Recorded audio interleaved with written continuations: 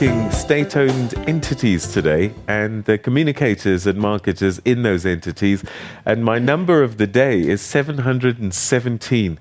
That's the number of state-owned entities that we have in South Africa. And that's quite significant because I think around about 1994, there were only 300 or so. So this number's more than doubled, which means more than double the effort.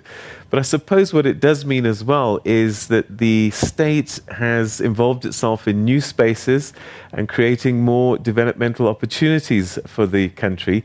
But is this being communicated? Well, we're going to continue to explore that. We've got some of those communicators in the audience here. And don't forget, hashtag TNA BizBrief. That's the Twitter handle at Morning Live SABC. We'll pick up your comments and your thoughts and what you've heard and perhaps what you'd like to hear more of from these SOEs. But let's start with Shonisani Shikalange, who's on table number 2 with your questions.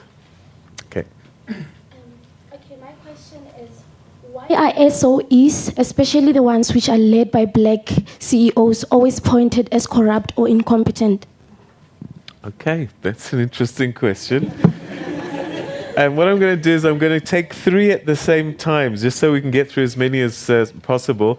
On table number 4, we've got Masijo. Table number 4, Masijo. Stand up, we'll get the microphone to you. There we go.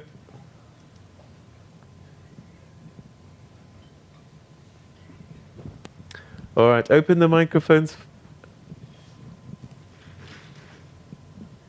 Good morning, everyone. My question for today is, how does SUCA influence some of the pressing issues in the country, such as issues of poverty, jobs, and social upliftment? Okay, Masijo, thank you very much indeed. Refilwe is on table number 5. Refilwe Mahashule. Are you related to Brace?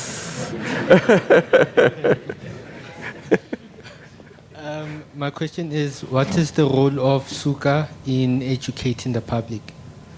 About the SOEs? Yes, about the SOEs. Okay, all right. So there's 3 questions. I'm going to let you guys decide who answer it. Why are SOEs, is particularly the ones run by black people, regarded as corrupt and incompetent?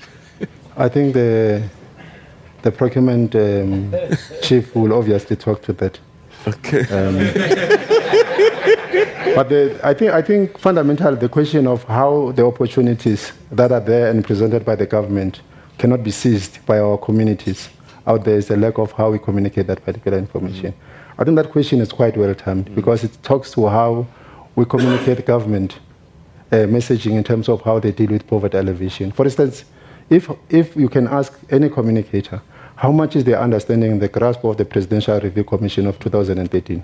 Because it talks about improved service delivery, it talks about improved governance, it talks about improved level of communication amongst our communities.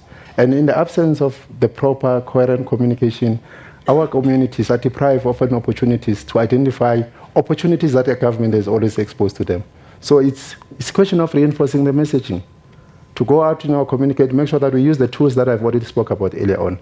If you are not going to use community media, we don't have to forget, because the community media are the direct contact with our communities. So I think that question it's very important. All communicators, we don't have to use platforms where we are always seen on television. I remember a case of a communicator in one of municipalities who was fired for putting an advert in the community media because the boss wanted to appear on Sowetan. He said, you see, how do you expect me when my people have to see me in the media? They see me in this cheap paper. I want to be seen because they harbor political ambition. So that's a problem.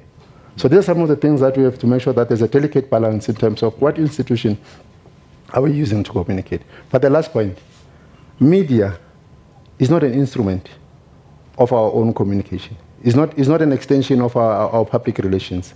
They are doing their work on the side. And we can't expect them to be the spokesperson of government. They've got their own interest. So there's this particular consistent and obsession that media is reporting negatively. They've got their own agenda. We have to make sure that how do we seize opportunities? How do we ensure that we strengthen our communication tools as an institution? SOEs reside over about 500 billion per annum, and they contribute about 27% of the GDP.